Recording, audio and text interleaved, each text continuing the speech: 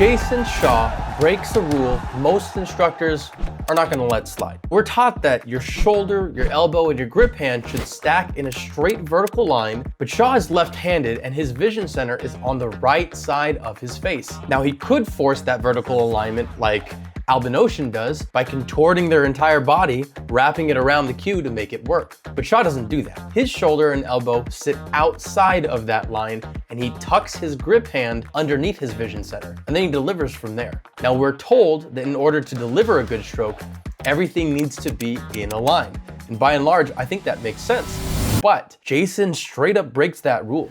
And look, this guy is no slouch. He didn't earn the nickname Eagle Eye for nothing. His shot making is unreal. His Q-tip arrives exactly where it needs to, and he is one of the best pool players on the planet. So maybe you are the kind of player that leans on these fundamental rules, but isn't actually getting anywhere by following them. So in this video, I'm gonna dissect exactly what Jayson does and give you the single reason I believe he makes these tweaks to his fundamentals. And hopefully by the end, you will know whether or not it's worth trying in your own game. Look, he's not alone. A lot of us can't actually get vertically aligned comfortably. I know because that's me. I am right-handed and my vision center is on the left side of my face. That plus an elbow drop means that I need to create clearance just to deliver the cue without fighting my own body for its physical space. Height, vision center, and flexibility, these are just a few reasons to do things differently.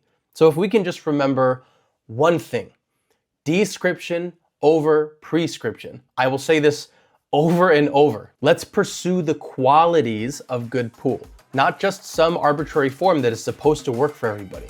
All right, let's get into it. All right, you guys, I have some clips here of Jayson Shaw just to prove exactly what he's doing here, and take a look at this angle. I love this head-on breaking angle because you can see very clearly his shoulders are not perfectly aligned with the shot, right? They're a bit more square than you might see in other players, and that is not textbook, right? His elbow being pretty much vertically aligned straight up from that.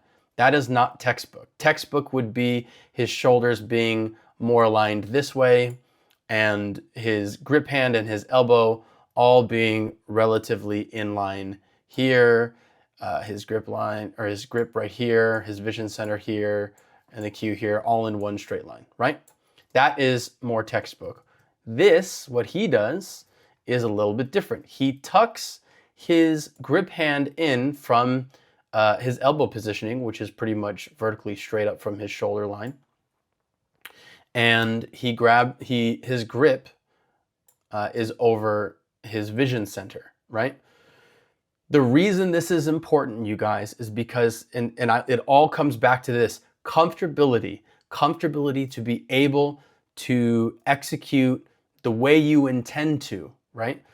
So let's get into this a little bit more, just so I can show you guys. Here's another just overhead shot just to show the same idea. His shoulder alignment, right? His shoulder is out here somewhere, is not in line with his actual cue. His grip hand is probably all the way out to the edge of the frame here, down the sight line. From back now, this gives you a really clear idea that he really is moving his grip hand inwards from his elbow position and from his shoulder position, which is even further out, right? The reasoning here is very, very smart, and that is to be comfortable. Check out how uncomfortable it is for me as someone who is also cross-dominant. I am right-handed with my vision center on my left side. It is so uncomfortable to cue like this. I don't know how Ocean does it. He essentially shoots like this, where he kind of contorts his body around the cue and still manages to get his sight right. I'm even like wincing. It's painful to keep my head straight onto the shot line and keep everything in alignment. It's just not comfortable. So the reason here is very simple. Let's go ahead and let's pause this. This is the reason I think Jayson makes all of these choices in his stroke here, in his form here, is because of how he sights the ball. And the reason I say it's how he sights the ball, besides just looking at him here now, standing square to the shot, is because when I took sessions from Alex Lely, who is also Jayson Shaw's coach, he talks about being able to sight the ball well, standing square to the shot line. So you stand square to the shot line, just like he is now, and then you move your body to make room to have clearance for your cueing afterwards. So he moves his body out of the way as he gets down to cue. Now, the reason this is important, again, is because as you stand square to the shot line, and I'm showing you here now, you're gonna move your body to get it out of the way, and that allows that square positioning of your shoulder allows you to more comfortably keep your head facing the shot line. And so when you get down on the shot, now again, not everyone is uncomfortable moving their bodies like Alvin does, but if you are uncomfortable like me, this might work well for you, where your shoulder is out of alignment and then you tuck the cue a little bit more inwards towards your body. Here's another angle. You see how I've moved my body out to the side here. Instead of keeping my hips in alignment, I have laterally moved my hips and I've just bent my body instead over the cue this way. And that sort of keeping that squared off look towards down the shot line keeps my head more centered, more looking forwards. So the reason this is important, you guys, is not just for clearance, right? It's actually, take a look at this stance. I have a foot underneath the shot line and I have a foot off to the side.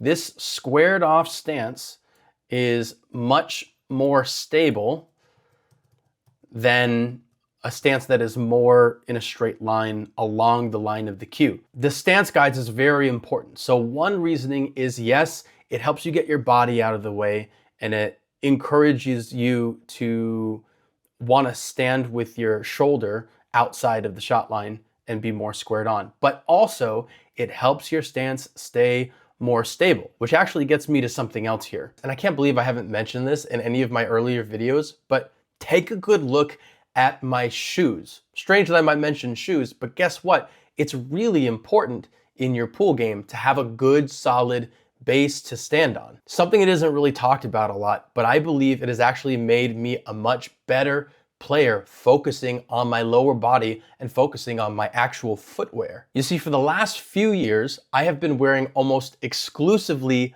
barefoot shoes, specifically Vivo barefoot shoes. I'm speaking honestly here, they actually have improved my game, and that's because they have given my stance a more solid base. When it comes to your pool stance, you guys, technique is not the only thing that is important. It's more about getting the most out of your lower body. You see, with barefoot shoes, they have a thin, flat sole and a wide toe box. They are foot shaped and they're not shoe shaped. That means that they don't constrict your feet like a normal shoe, and instead, your toes splay. They separate naturally, and that activates muscles in your feet that you probably have forgotten about because of the normal shoes that you wear. And in turn, your stance gets more stable without even realizing it. So I went out and I recorded all these clips for this video, and I realized maybe I should actually reach out to Vivo Barefoot and see if they want to partner with me. And guess what? They said yes. Let me go get them. Let me show you. Okay, check this out, guys. Super light, flexible, very thin, flat sole, right? I mean, it sounds like a very basic thing. It's just a shoe, but it really makes a big difference. Go ahead and check out the link in the description or just scan the QR code. You will be helping me bring you more breakdowns like this.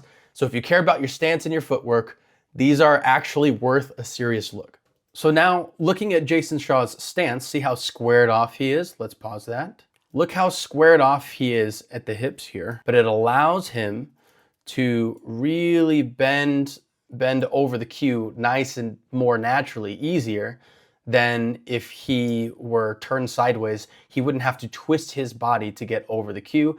This keeps his head, look at his eyes and his head, straight over the shot line.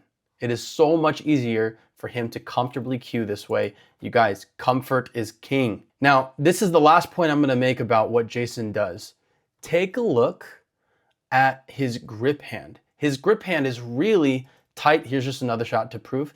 His grip hand stays really tight to his hip, right in here. You guys, this is very, very important for his delivery. I'm not saying everyone has to do it this way. I don't always do it this way. I know some people like to hold their cue in front of them and then get down, almost like drawing a bow. I know CJ Wiley talks about stuff like that, but the way Jayson does it is he holds his cue underneath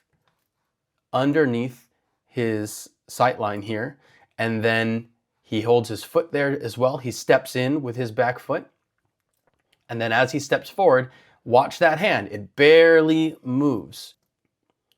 He just swivels his body right down on the shot, and it eliminates a lot of the movement, and it keeps him consistent, getting down in a straight line comfortably. Again, comfort, comfort, comfort. So here's the takeaway.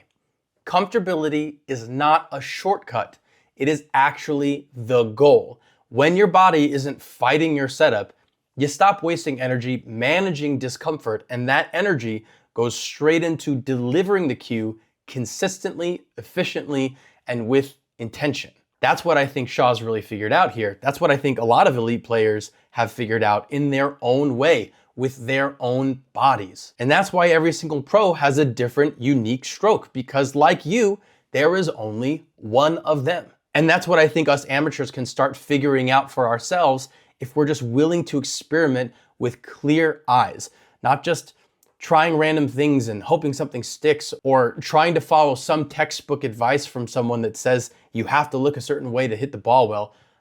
That's just not true. Instead, set specific goals, test against it, and then be honest about what the results are actually telling you. And that objectivity, that willingness to ask, does this actually work for me, instead of just, does it look right? That's what's going to complete your game. Not copying a pro or following a checklist. Finding what is yours. Description over prescription. If this has helped you think about your pool game differently, go ahead and like and subscribe. I am trying to bring more breakdowns just like this. And comment, are you someone who struggles like me to get comfortable over your cue? Let me know. I do read everything. Thanks for watching. Happy shooting.